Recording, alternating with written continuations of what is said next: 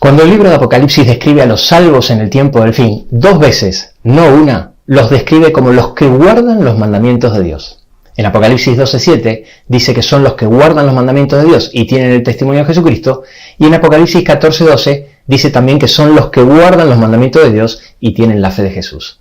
No son pocos los cristianos que afirman que la ley de Dios está anulada desde la cruz, porque así se los enseña en su religión. Pero si es así, entonces, ¿por qué cuando Apocalipsis describe a los salvos, dice los que guardan los mandamientos de Dios? Te aseguro que tal como dice el título de este video, si no entiendes el rol de los 10 mandamientos dentro del gran conflicto, jamás vas a poder entender el plan de salvación. Si queremos estar incluidos entre los salvos, entender las características y cómo son descriptos, se hace crucial, ¿no te parece? Empezamos.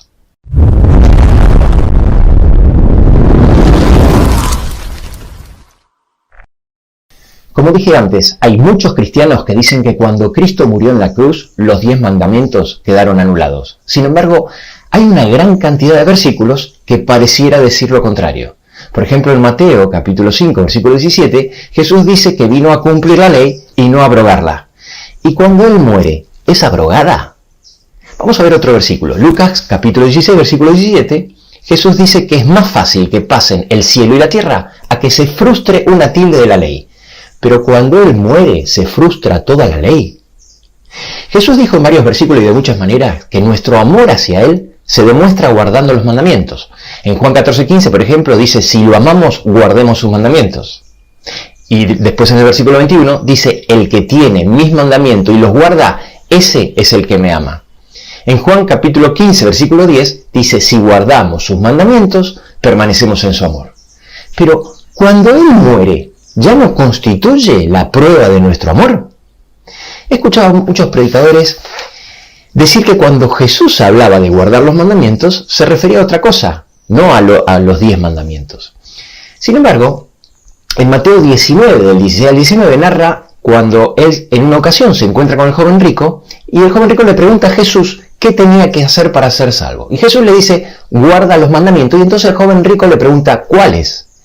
Y Jesús le recita los mismos que los 10 mandamientos. No matarás, no adulterarás, no hurtarás, no dirás falsos testimonios, honra a tu padre y a tu madre. Así que no hay ninguna duda de que Jesús se refería siempre a los 10 mandamientos. Cristo cumple la ley toda su vida, y cuando muere ya no hay que cumplirla. ¿Te das cuenta que no hay lógica? Que aquí hay algo que no encaja con lo que dice y enseña Jesús. Ten en cuenta que he escogido solo algunos de los innumerables versículos que existen del Nuevo Testamento dichos por Jesús, pero también hay varios versículos que dicen lo mismo por los apóstoles, incluso después de la muerte de Cristo. En 1 de Juan 2:4, el apóstol Juan escribió que el que dice yo le conozco, pero no guarda sus mandamientos, el tal es mentiroso y no está la verdad en él. Y cuando Juan escribió esto, Jesús ya había sido clavado en la cruz. La pregunta es, ante semejante cantidad de versículos donde de una forma clara y sencilla Jesús y los apóstoles reivindican los 10 mandamientos, ¿cómo argumentan aquellos que afirman que la ley de Dios fue anulada, que los 10 mandamientos están abolidos? Bueno, muy sutilmente, de forma esmerada y con argumentos rebuscados. Vamos a analizar estos argumentos para descubrir la falacia en cada uno de ellos. El primer argumento que vamos a analizar en este video es la frase la salvación es por gracia y no por obras. En esto estamos de acuerdo. Muchas veces notarás que cuando alguien trata de convencerte que los 10 mandamientos ya no están vigentes, le dedica mucho tiempo a explicarte que la salvación es por gracia o por fe, pero no por obras. Y por consiguiente, la ley de Dios ya no está vigente. En la misma línea de esta falsa argumentación, dicen que los que creen que la salvación es por las obras son los que dicen que la ley de Dios está vigente y por ello los llaman legalistas. Como dijimos antes, obviamente que estamos 100% de acuerdo que la salvación es por gracia y por fe, gracias a la sangre de Jesucristo, no por obras, no por guardar los 10 mandamientos. Hay muchos pasajes en la Biblia que afirman esto. Como por ejemplo Efesios 2:8, donde Pablo dice que somos salvos por gracia, por medio de la fe. Pero eso no tiene nada que ver con la vigencia de la ley. Entonces, como Jesús nos salvó, ahora podemos matar, mentir, robar, etc. Por eso Pablo también explica claramente en varios lugares lo mismo que afirma en Romanos 3:31 cuando dice, luego por la fe invalidamos la ley. En ninguna manera, sino que confirmamos la ley, dejando bien en claro que la ley sigue vigente. Así que cuando alguien en tu iglesia, algún pastor o ministro trata de explicarte que la ley de Dios ya no es vigente porque somos salvos por gracia, tienes que estar atento y saber que te está cambiando de tema. Son dos temas diferentes y es un argumento falaz. No tiene nada que ver. Un tema es nuestra salvación, que somos salvos por gracia, y el otro, la vigencia de los 10 mandamientos. Así que no, legalista no es pensar que la ley está vigente. Legalista es pensar que la ley está para salvarme y que somos salvos por nuestras obras. Ahora surge la pregunta, si somos salvos por gracia y por fe, pero la ley sigue vigente, entonces, ¿para qué sirve la ley? Y obviamente, cuando hablamos de la ley, nos estamos refiriendo a los 10 mandamientos. Son muchos los motivos por los cuales la ley está vigente. Sus funciones u objetivos están explicados a lo largo de toda la Biblia, pero en esta instancia vamos a analizar dos muy importantes. Una de sus funciones es mostrarme mi pecado. Sí, la ley es un espejo. Este concepto está bien claro en el Nuevo Testamento. El apóstol Juan dice en 1 Juan 3:4 que el pecado es infracción de la ley. Y el apóstol Pablo dice varias veces, como por ejemplo en Romanos 3:20 o en Romanos 7:7, que es gracias a la ley que conocemos el pecado. Es decir, gracias a que existe la ley, conocemos que existe el pecado. Esto es muy fácil de entender. Gracias al espejo, yo me doy cuenta que estoy sucio. ¿Puedo limpiarme con el espejo? No. Necesito agua para limpiarme. Es imprescindible que entendamos esto para entender el gran conflicto y el plan de salvación. Todos los cristianos hoy en día predican que Jesús vino a este mundo a salvarnos. ¿Pero a salvarnos de qué? Los judíos creían que venía a salvarlos de los romanos y lo esperaban como un gran libertador.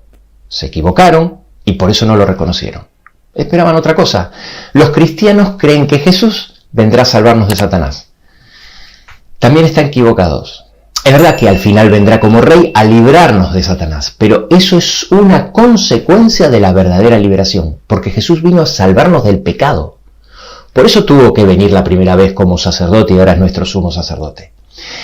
Presta mucha atención a lo que te voy a decir, porque es crucial que entiendas esto. Solo se llevará de este mundo de pecado gobernado por Satanás a los que primero haya podido salvar del pecado. Si no entiendes esto, nunca entenderás el plan de salvación.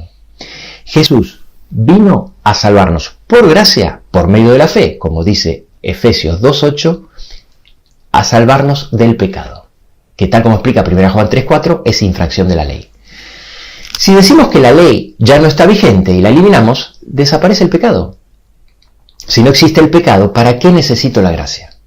Si no necesito la gracia, no necesito a Jesús. Es decir, si quito la ley, estoy quitando a Jesús. Y esto nos lleva al segundo objetivo. La ley nos lleva a Cristo. De esta manera tenemos el segundo motivo por el que la ley existe. La ley es una guía que nos lleva a Cristo. Esto lo explica muy bien Pablo en Gálatas 3:24, donde dice que la ley es nuestro ayo que nos lleva a Cristo. El ayo era una persona encargada de cuidar y llevar a los niños a la escuela. No era el maestro, sino quien guiaba al niño hacia el maestro.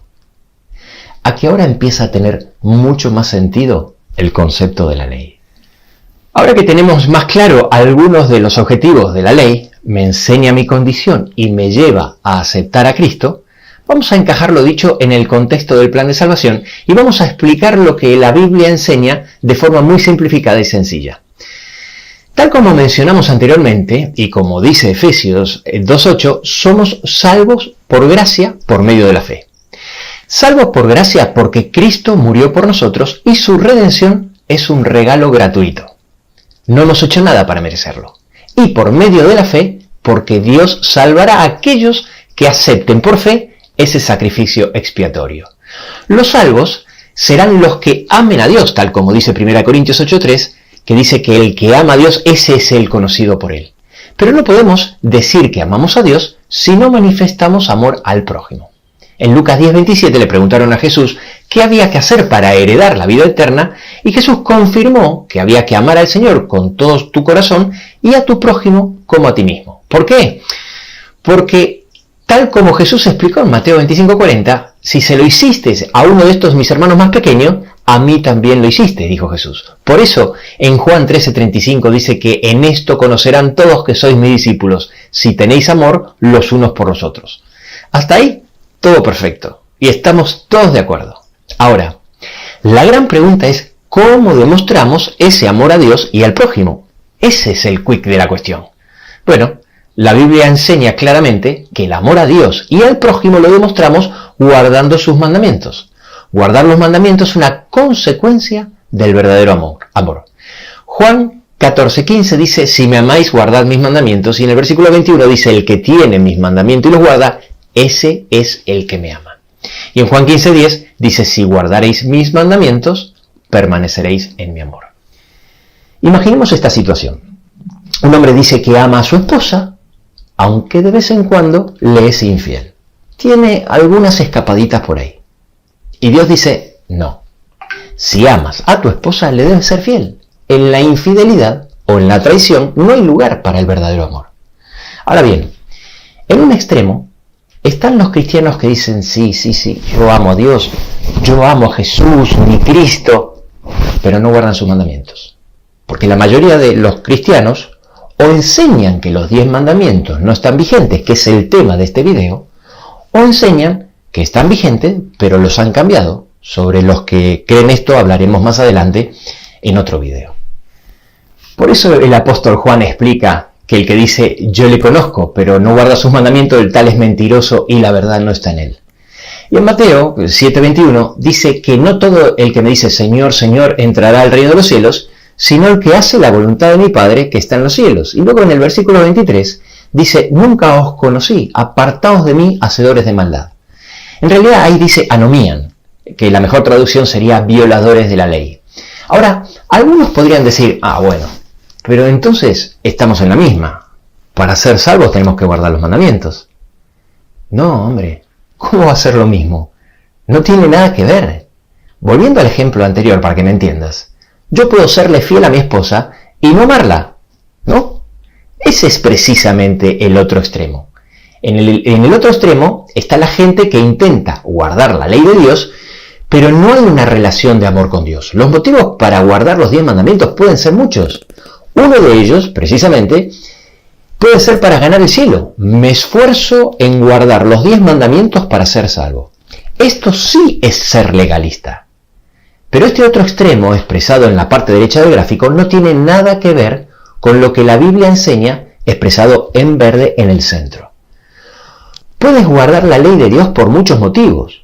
Puede ser por motivos sociales, estoy en una familia o comunidad religiosa donde soy aceptado mejor si me comporto religiosamente.